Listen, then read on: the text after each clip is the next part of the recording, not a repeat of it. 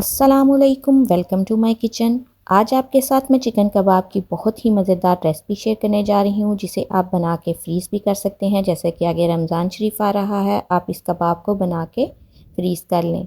दावत के लिए परफेक्ट रेसिपी है, लंच बॉक्स के लिए भी परफेक्ट है। आप बच्चों को बर्गर बन बना के दे सकते हैं। अगर आपको मेरी रेसिपी अच्छी लगे तो थम्स अप करें।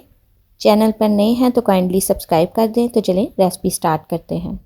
सबसे पहले हमें चाहिए 2 मीडियम साइज़ के प्याज और 2 ही शिमला मिर्च, जिन्हें हम रफली कट कर लेंगे और उसके बाद इसे चॉपर में डाल के चॉप कर लेंगे। 5 से 6 हरी मिर्चें भी कट कर लेंगे। इसके बाद इन तमाम चीज़ों को चॉपर में डाल के चॉप कर लेंगे। चॉप करने के बाद किसी भी स्ट्रेनर में डाल के इसका पानी प्रेस करते हुए निकाल देंगे।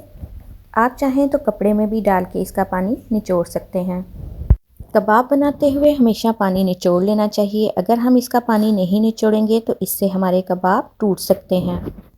आप देख सकते हैं कि प्रेस करते हुए काफ़ी ज़्यादा पानी निकल रहा है। अगर ये पानी कबाब में जाएगा तो कबाब हैंडल नहीं होंगे। अब उसी सेम चॉपर में हम चिकन को ऐड करेंगे और उसके बाद जो हमने सब्जियां चॉप की हैं वो शामिल करेंगे। ढेर सारा धनिया और पुदीना शामिल करेंगे।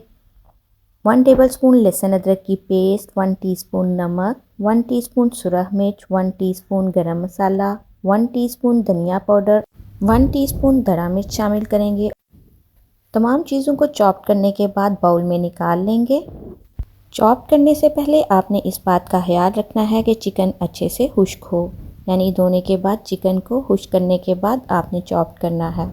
इसके बाद आप इसमें 4 टेबलस्पून बटर के शामिल करें। अगर आपके पास बटर नहीं है तो आप घी का इस्तेमाल भी कर सकते हैं। इससे कबाब बहुत नरम और मक्खन की तरह मुलायम बनेगा। अब इसको हम अच्छे से बटर के साथ मिक्स कर लेंगे और जब ये अच्छे से मिक्स हो जाएगा तो इसे 30 मिनट के लिए फ्रिज में रख देंगे ताकि कीमा ठंडा हो जाए।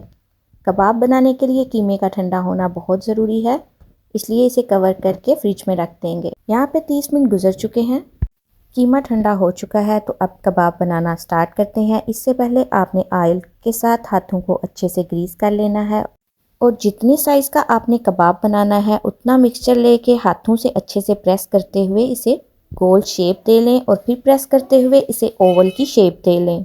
कबाब की शेप और साइज़ आप अपनी मर्ज़ी से रख सकते हैं। इस रेसिपी से मेरे पास 12 कबाब तैयार हुए थे।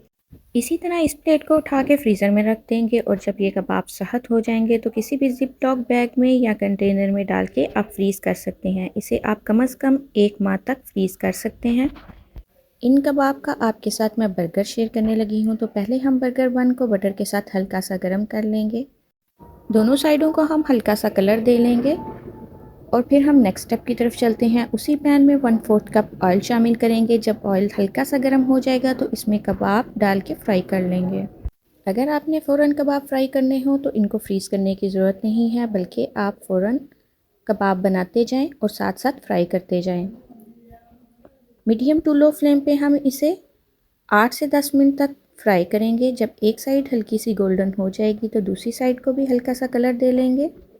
कबाब फ्राई करते हुए इस बात का बहुत ख्याल रखना है कि कबाब को ओवर कुक नहीं करना, बल्कि हमने इसको जूसी और नरम तैयार करना है। वक्फे वक्फे से आप इसकी साइड्स चेक करते जाएं।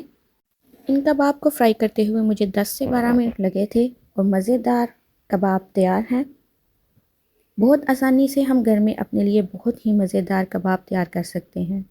इन कबाब का हमने बर्गर तैयार करना है तो इसके लिए मज़ेदार सी सॉस भी तैयार कर लेते हैं। 2 से 3 टेबलस्पून मायो, 2 से 3 टेबलस्पून चिली सॉस, 2 से 3 tablespoon ketchup, 2 tablespoon chilli sauce, half teaspoon mustard powder. अगर आपके पास मस्टर्ड पाउडर नहीं है तो आप इसकी जगह मस्टर्ड पेस्ट भी इस्तेमाल कर सकते हैं। 1/4 टीस्पून नमक और 1/4 टीस्पून ब्लैक पेपर डाल के अच्छे से मिक्स कर लेंगे और फिर इस पेस्ट को बर्गर पे लगाएंगे। थोड़ी सी बंद गोभी, टमाटर के स्लाइस, खीरे के स्लाइस और प्याज के स्लाइस लगाएंगे। थोड़ी बारीक कटी हुई हरी मिर्चें ऐड करेंगे। हरी मिर्च आप अपने टेस्ट के मुताबिक ऐड करें। अगर आप बच्चों के लिए बना रहे हैं तो इसको स्किप कर दें। जो हमने कबाब तैयार किया था वो लगाएंगे, सॉस ऐड करेंगे। हमारा मज़ेदार बर्गर तैयार है। इन कबाब्स को आप साइड डिश के तौर पे भी रख सकते हैं। इन मज़ेदार कबाब्स को आपने लाजमी ट्राई करना है। आपको ये रेसिपी ज़रूर पसंद आएगी। अगर आपको मेरी रेसिपीज़ अच्छी लगी तो लाइक एंड शेयर करें। मिलते हैं नेक्स्ट वीडियो में, तब तक के लिए अल्लाह हाफिज़।